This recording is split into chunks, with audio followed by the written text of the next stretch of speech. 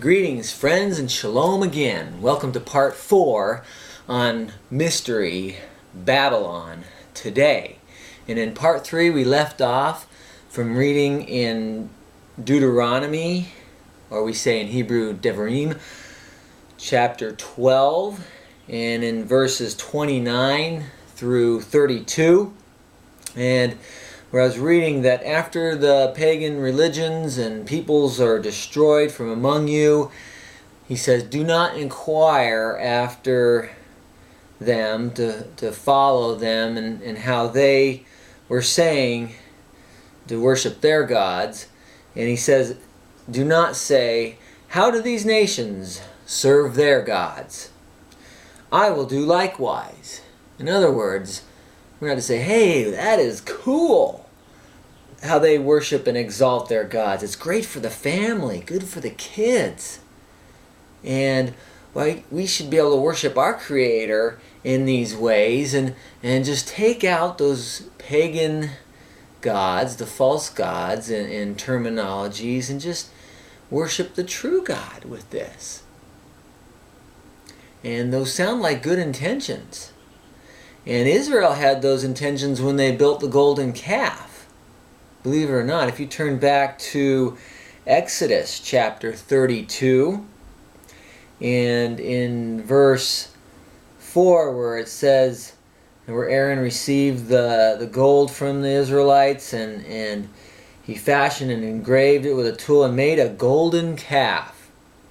Then they said, this is your God, O Israel, that brought you out of the land of Egypt. And of course, they knew this golden calf didn't bring them out of Egypt, but they wanted something physical to represent the true Creator who brought them out.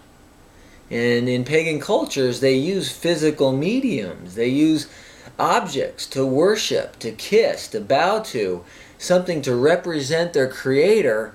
And that is a common theme within pagan practices of worshiping false gods.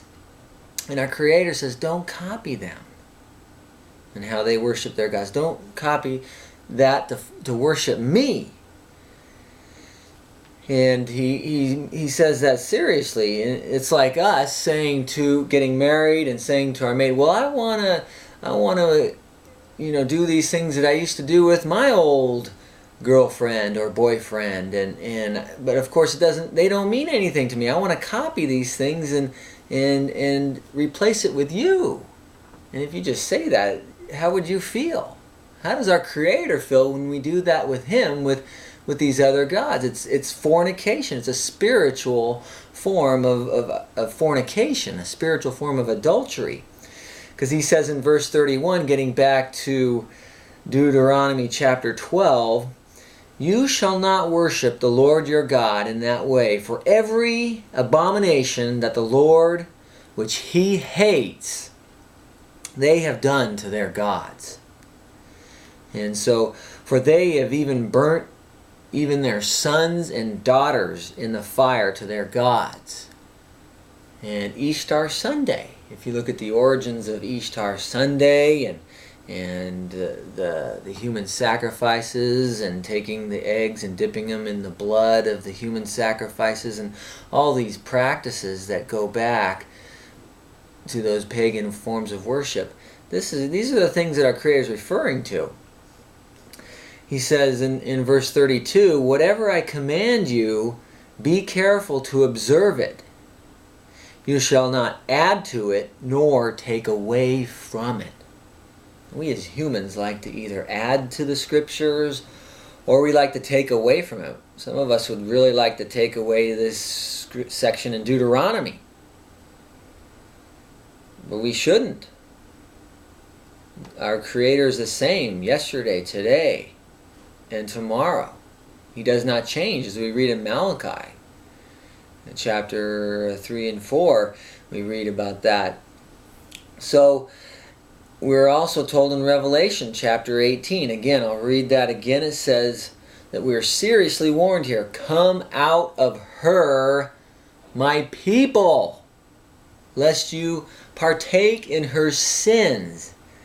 unless you receive her plagues. And I don't want to receive those plagues. I don't want to receive the curses and disappoint my Creator in any way, and I hope you don't. And we should try not to displease Him in any way, and try to come out of this mystery Babylon today and recognize the objects and the traditions of worship that have transformed into different terms and terminologies, and yet have kept some of the same practices and ways that we need to come out of this. This is very serious to our Creator.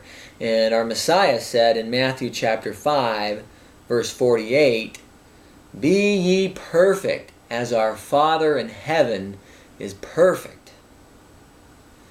And even Peter is quoting the scriptures. He says in 1 Peter 1, verse 16, he says, "Because it is written, Be ye holy, for I am holy." And that's quoting Leviticus chapter 11, verses 44 and 45, and then also in Leviticus 19, verses 2 and 3, and also in chapter 20 of Leviticus, and in verse 7. So we shouldn't just be content with 99% coming out of Babylon, or 70%, or anything that is short of 100%. We should strive for 100%. And some people say, "Well, I'll never be perfect.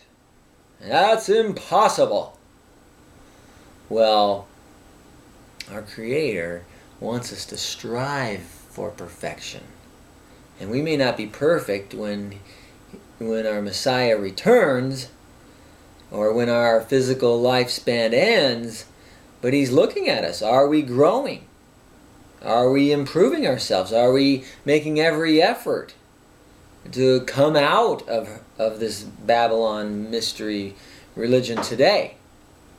And every day that you have opportunity, are you taking advantage of that? And just checking up on these things. Don't just believe me. Don't just believe any man or organization of men, but read your scriptures. Believe your Bibles, the Word that is inspired and preserved through the centuries for us today and in all generations. Striving for perfection year after year, drawing closer and becoming closer and closer to receiving all truth. The Spirit is told to us that it will lead us into all truth. And even Peter says that we should be growing in the grace and in the knowledge. How do you grow in grace? If you already have it, and grace is grace, and you don't need to keep the word anymore and just believe. Well, grace, we can grow in the grace as we grow in our knowledge and our understanding and in our walk, in walking in His Word and keeping His commandments. Again, as it says in Revelation chapter 14 and verse 12, "Here is the patience of the saints. Here are those who keep the commandments of our Creator and have the faith of the Messiah." So if we are trying to earn our salvation, just have our commandments alone, and these commandments we're keeping, we can't be saved. We can't earn. We cannot be worthy of them by ourselves.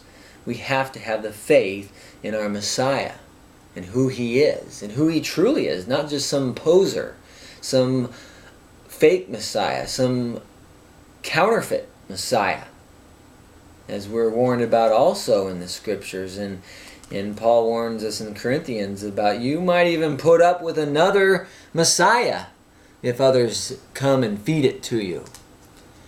And so we should really check up on these things, like the Bereans.